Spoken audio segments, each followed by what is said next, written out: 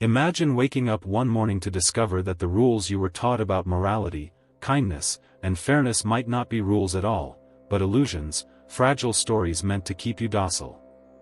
Imagine realizing that beneath the polite surface of society, what truly governs human affairs is not virtue, but cunning, not fairness, but power, not truth, but manipulation. Here lies the paradox that has unsettled thinkers for centuries. How can a society preach honesty, goodness, and compassion, while its most successful players often thrive by deception, ruthlessness, and strategic cruelty? How can the very qualities we are told to admire, humility, sincerity, selflessness, sometimes become the very qualities that leave us vulnerable, exploited, or forgotten? Niccolò Machiavelli saw this contradiction with piercing clarity. Living in the turbulent politics of Renaissance Florence, he observed that the men who rose to power were rarely the most virtuous, but almost always the most cunning. They understood a secret: morality is a tool, not a master. Appear good when it serves you, Machiavelli suggested, but never be enslaved by goodness when reality demands otherwise. The suggestion is disturbing. It threatens our cherished self-image. We want to believe that being good is enough, that sincerity guarantees respect, that honesty ensures success. Yet life whispers otherwise. How many times have you seen the less talented rise above the gifted simply because they understood how to play the game? How often has the dishonest prospered while the honest were left behind? How many good people have been crushed under the weight of their own naivete? And so we must ask, is the pursuit of virtue in a ruthless world a noble path, or a dangerous illusion? If those who are willing to bend the rules gain power, what does that mean for those who refuse? Does morality, in practice, protect us, or does it secretly disarm us? Machiavelli dared to ask these questions without flinching.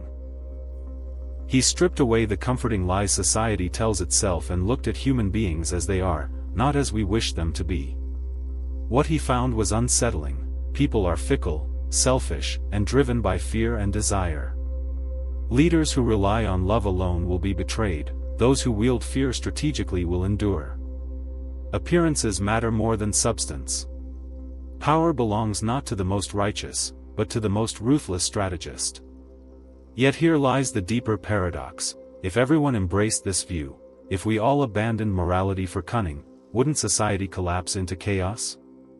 Can power truly be built on deception without eventually consuming itself?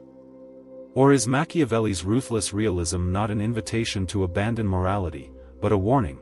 To survive in a world where others are willing to deceive, you must learn to see through deception yourself. These questions are not abstract. They live in your daily life. Every time you hesitate to speak the truth for fear of conflict. Every time you watch someone else take credit for work you did. Every time you notice the charming manipulator rise above the quiet genius. The same dynamics Machiavelli diagnosed in the courts of Florence unfold in boardrooms, classrooms, governments, and families today.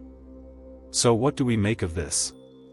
Should we despair, believing the world is nothing but a brutal competition where only the heartless thrive? Or should we awaken, recognizing that to be dangerously smart is not to abandon morality, but to understand its limits, to see when virtue empowers you and when it leaves you exposed? Machiavelli's secret insights do not hand us simple answers. They force us into an uncomfortable awareness: the world is not as clean, fair, or noble as we are taught to believe. To ignore this is to remain blind.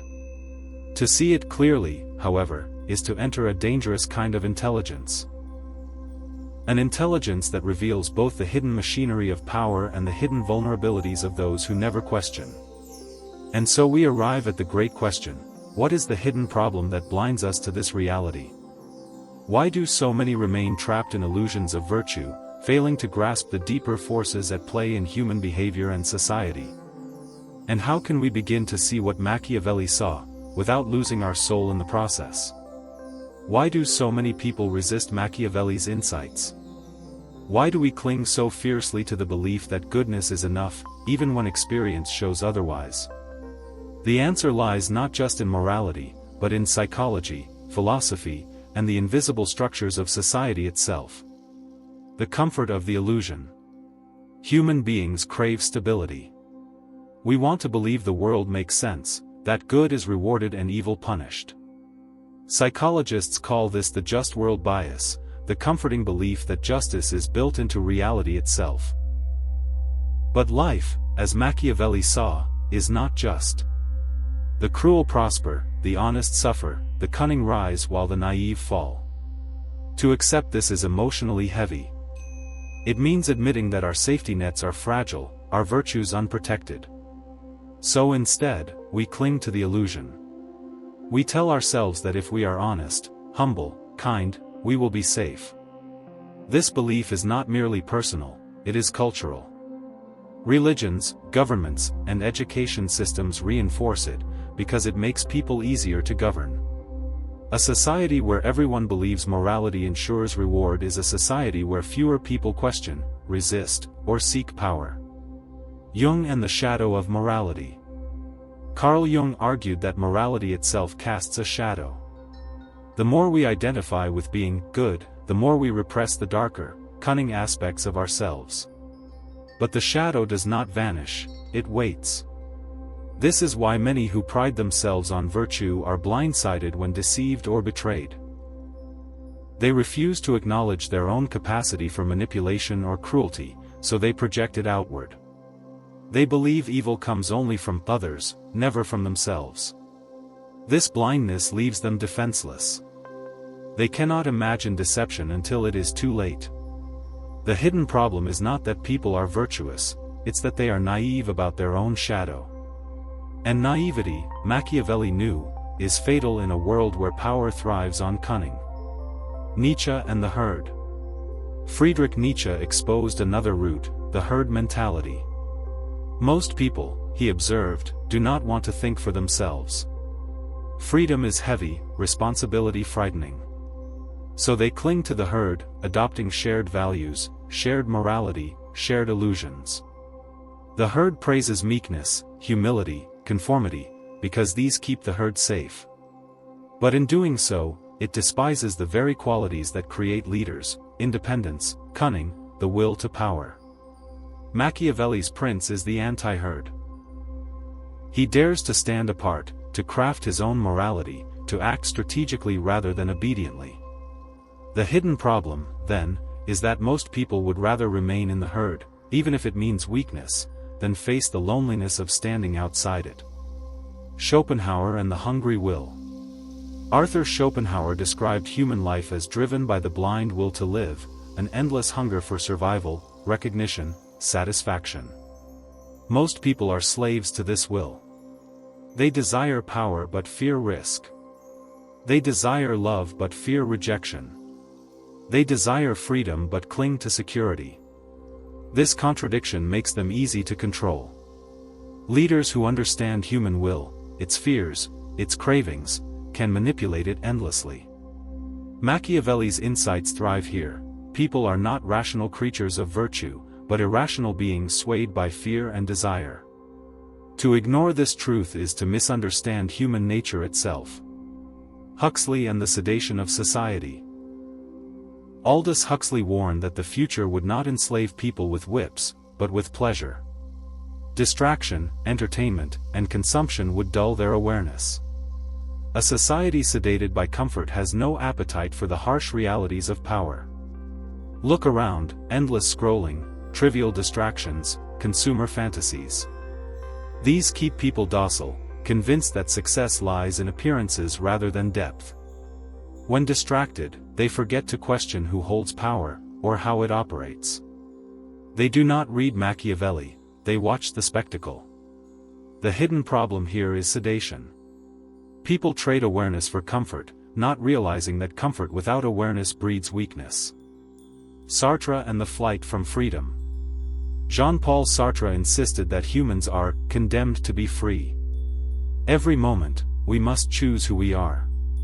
Yet most flee from this freedom, living in bad faith, pretending they are powerless, blaming circumstance, obeying scripts handed to them. Machiavelli's prince, by contrast, accepts freedom in its raw form.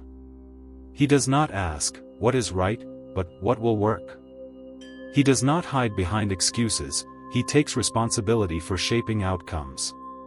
Most people, unwilling to face the burden of freedom, hide in passivity, and in doing so, surrender power to those who claim it. Frankl and the collapse of meaning. Viktor Frankl, reflecting on the camps, argued that humans can endure almost anything if they have meaning. Without meaning, they fall into despair, passivity, and submission. Here lies another hidden root: many people lack a sense of personal meaning. They adopt second-hand values, live borrowed lives. This hollowness makes them easy prey for manipulation. When you do not know what you stand for, you will follow anyone who claims certainty. Machiavelli understood this deeply. Leaders must offer people narratives, illusions of meaning, that keep them loyal. So what is the hidden problem? It is not simply morality. It is the convergence of forces that keep people blind, docile, and weak. The just world illusion that comforts us but deceives us. The Jungian shadow that we deny until it controls us. The Nietzschean herd that demands conformity. The Schopenhauerian will that makes us slaves to desire and fear. The Huxleyan sedation that keeps us distracted. The Sartrean flight from freedom that erodes responsibility. The Franklian void of meaning that leaves us vulnerable. Together, these forces create a world where most people live in illusions, believing virtue protects them, believing appearances are reality, believing they are powerless to change. And this is precisely why Machiavelli's insights feel so dangerous. They tear away the illusions, leaving us face to face with the raw, unsettling truth: power is not moral, people are not rational, and reality is not just. To ignore this is to remain a pawn.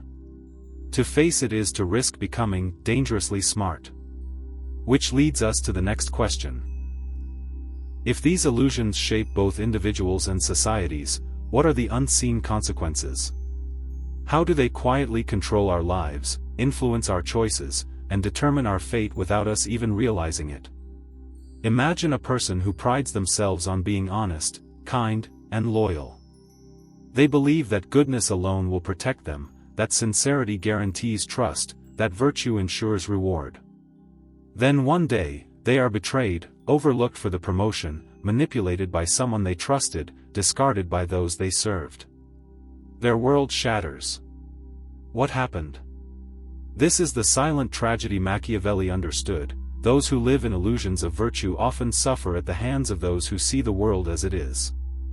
And the consequences reach far beyond individuals, they ripple through entire societies. The hollowing of the individual. The first consequence is personal. When you cling to illusions, your inner strength erodes. You outsource responsibility for your safety and success to external rules you assume will protect you. You believe, if I am good, good things will happen. But life does not always reward goodness. And when reality contradicts your illusion, the result is despair. Psychologists call this learned helplessness, the belief that no matter what you do, you cannot control outcomes. Instead of adapting, you collapse. Machiavelli would say, the failure was not in being good, but in believing goodness alone was enough.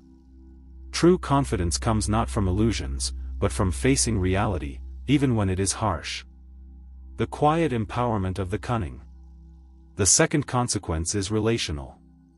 While the virtuous cling to illusions, the cunning exploit them. They learn that appearances matter more than truth. They present themselves as trustworthy, loyal, moral, while secretly acting in self-interest. This creates a paradox: those who look good often rise above those who are good. Cognitive science calls this the halo effect.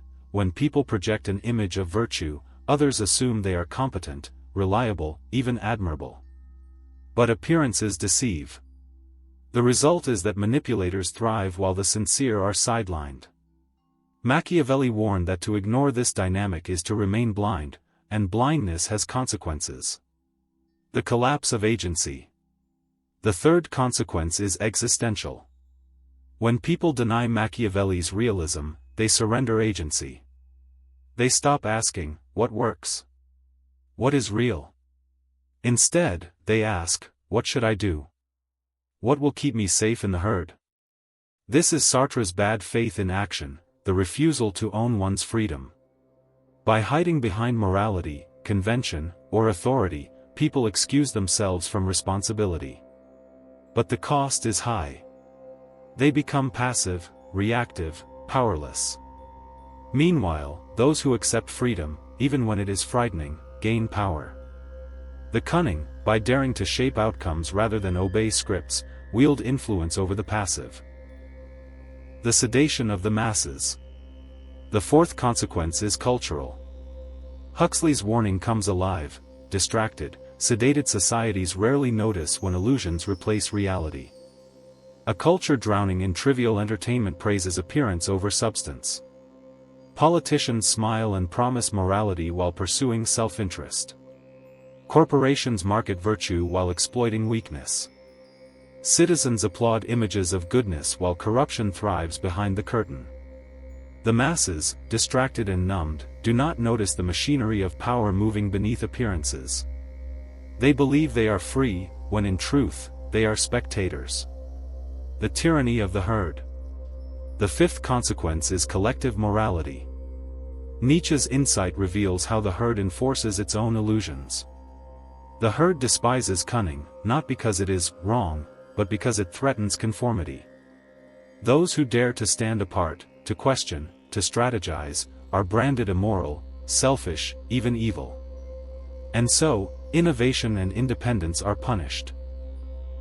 People hide their ambition, repress their shadow, pretend to be smaller than they are, just to stay safe in the herd. The result?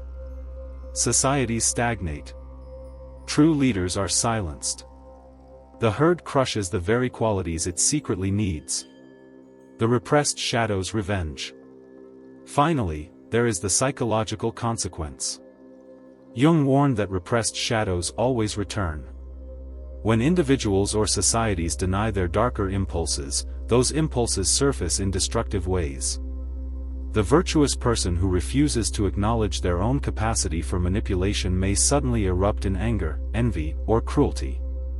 The society that denies its hunger for power may project that hunger outward, creating enemies and scapegoats. The illusion of morality, left unchecked, breeds monstrosity. People who pride themselves on being good commit atrocities in the name of virtue, never realizing they are acting out the very shadow they denied. The cycle of disillusionment. Together, these consequences form a cycle. Individuals hollow themselves with illusions. Manipulators exploit them. Agency collapses.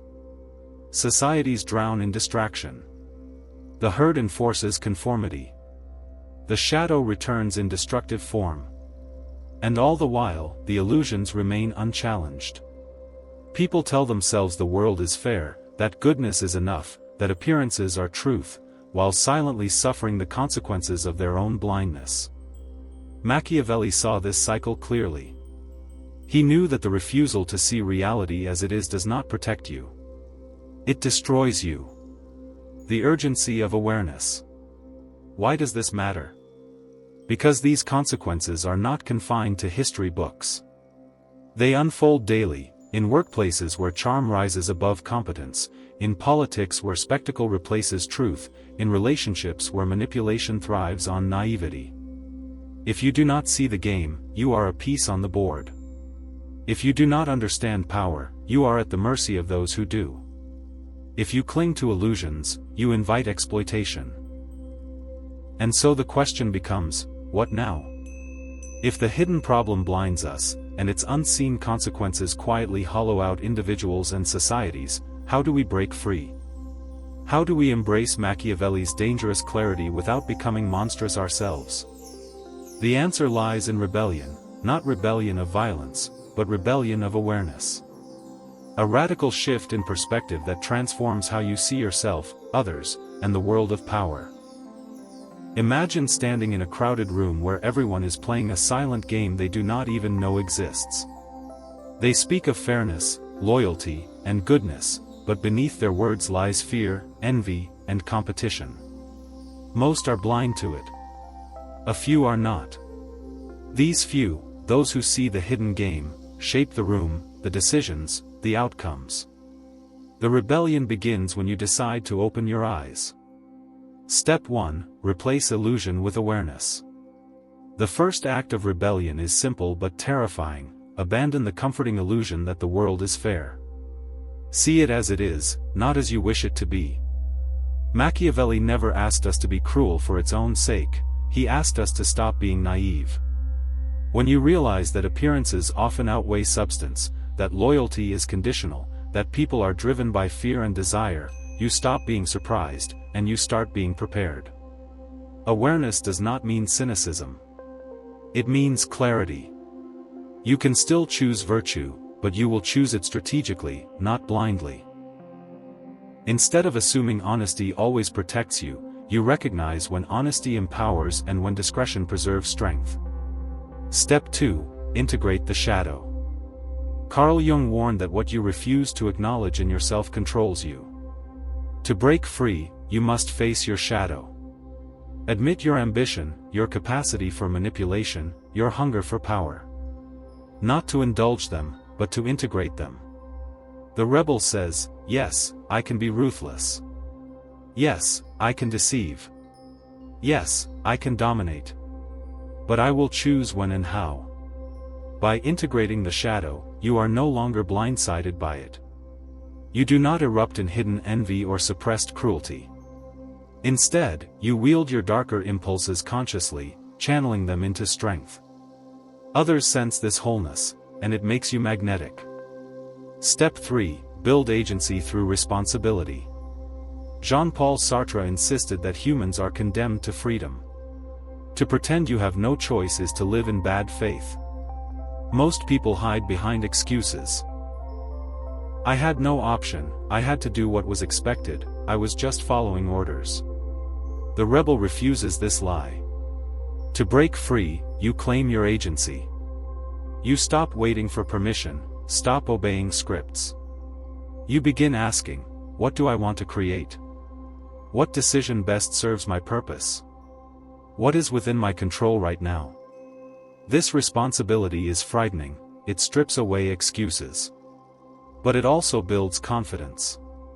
Power flows to those who accept responsibility for their lives when others run from it. Step 4. Master appearances.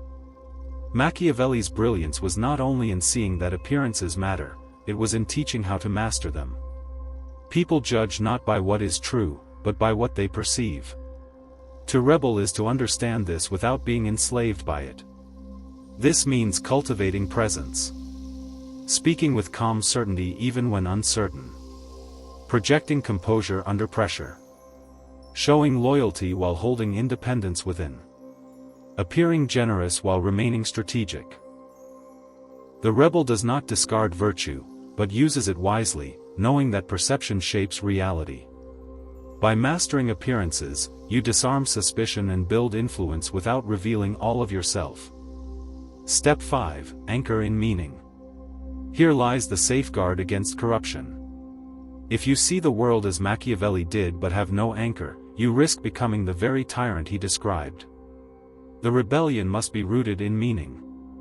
Viktor Frankl taught that humans can endure any suffering if they have a why. Power without purpose collapses into tyranny. Seduction without meaning collapses into manipulation. Confidence without direction collapses into arrogance. The rebel asks, why do I seek power? What greater vision does my strategy serve? When meaning anchors your actions, cunning becomes wisdom. Fear becomes courage. Strategy becomes leadership. Step 6. Resist sedation. Aldous Huxley warned that societies collapse not through brutality but through distraction. To rebel, you must resist sedation. This means disciplining your attention. Turning away from trivial entertainment and toward knowledge.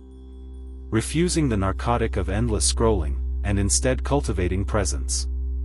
Reading deeply, thinking critically, observing people carefully. A person who is fully awake in a world of distraction radiates power. Their attention itself becomes seductive, because it is rare. The paradox of rebellion. Here lies the paradox: rebellion is not about becoming ruthless, manipulative, or cruel. It is about becoming aware, whole, and free. The herd thinks rebellion is external, shouting louder, breaking rules visibly. Machiavelli teaches that rebellion is internal, the quiet mastery of your own mind, shadow, and choices. You break free not by abandoning morality, but by refusing illusions. Not by exploiting ruthlessly, but by seeing through exploitation. Not by deceiving constantly, but by knowing when appearances matter more than truth. The cost of rebellion. But rebellion is not easy. It will cost you comfort. You may lose the protection of illusions. You may feel isolated, even feared. People may call you calculating, cold, or dangerous. Yet the cost of blindness is greater. To remain naive is to remain prey. To cling to illusions is to live hollow. To ignore Machiavelli's truths is to hand your life over to those who already understand them.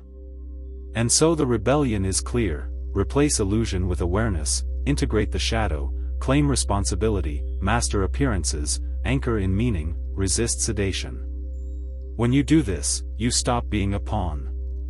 You stop being surprised by betrayal, shocked by manipulation, paralyzed by fear. Instead, you begin to move through the world with a dangerous kind of intelligence, the clarity Machiavelli himself wielded.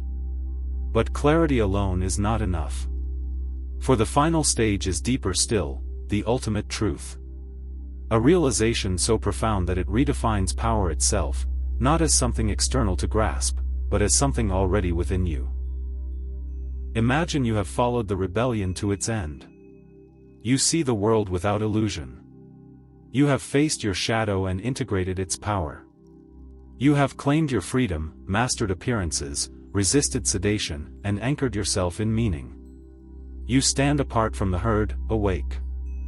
And yet, the question remains: what now? What is the final, most dangerous truth Machiavelli wanted us to see? It is this: true power is not about controlling others, but about mastering yourself so completely that no one else can control you. The shift from external to internal. Most people believe power is external, something you seize, something others give, something measured in status, wealth, or followers. They spend their lives chasing it, competing endlessly, terrified of losing it. But this is fragile power. What is given can be taken. What is seized can be stolen. Machiavelli's brutal clarity points us inward. The one who understands fear and desire, both their own and others, already has an advantage. For if you are ruled by fear, anyone can enslave you. If you are consumed by desire, anyone can manipulate you. But if you master them, you become untouchable. The ultimate realization is that seduction, confidence, and power are not performances for others. They are states of being born from inner mastery. Jung and the wholeness of the self. Carl Jung insisted that wholeness, not goodness, is the true goal of life. To become whole is to acknowledge both your light and your shadow, your virtue and your cunning, your compassion and your ruthlessness. When you integrate all parts of yourself, you are no longer fragmented, no longer at war within. This integration radiates as presence. Others feel it before you speak, a magnetism born not from tricks but from authenticity. The truly powerful are not those who hide their flaws, but those who own them. The truly seductive are not those who manipulate, but those whose wholeness compels. Nietzsche and the creation of values. Friedrich Nietzsche argued that most people live by borrowed values, the morality of the herd. But the powerful create their own values. They ask not, "What should I believe?" but "What do I choose to believe?" The final truth is that real power is creative. It is not about endlessly reacting to others, but about shaping your own path so boldly that others are drawn to follow. When you stop imitating, stop performing, and begin creating, you embody a rare vitality. Nietzsche called this the Übermensch, one who dares to make meaning in a meaningless world. The dangerously smart person is not enslaved by borrowed morality. They write their own code. And in doing so, they embody a freedom others secretly crave. Frankl and the anchor of meaning. Viktor Frankl discovered in the camps that humans can endure almost anything if they have a why. Without meaning, power corrupts. Without meaning, seduction becomes manipulation. Without meaning, confidence collapses into arrogance.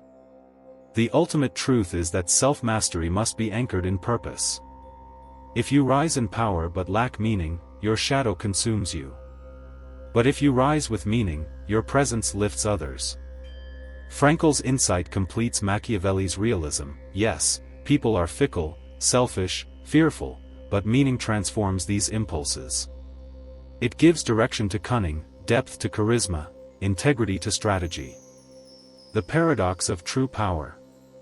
Here lies the paradox. You seduce best when you stop trying to seduce. You inspire trust when you stop needing approval. You gain influence not by demanding it, but by becoming someone others want to follow. Power, then, is not about domination. It is about freedom. Freedom from illusions, freedom from fear, freedom from need. When you are free within yourself, you are dangerous, because no threat controls you, no bribe tempts you, no crowd sways you. This is what Machiavelli meant when he taught rulers to understand both the lion and the fox, both strength and cunning. The ultimate leader is not enslaved by appearances, they use them. Not enslaved by morality, they wield it. Not enslaved by fear or desire, they master them. Picture it, a hall of mirrors filled with people chasing reflections, desperate for approval, terrified of judgment, obsessed with appearances. And in the center, one figure stands still. They do not chase. They do not beg.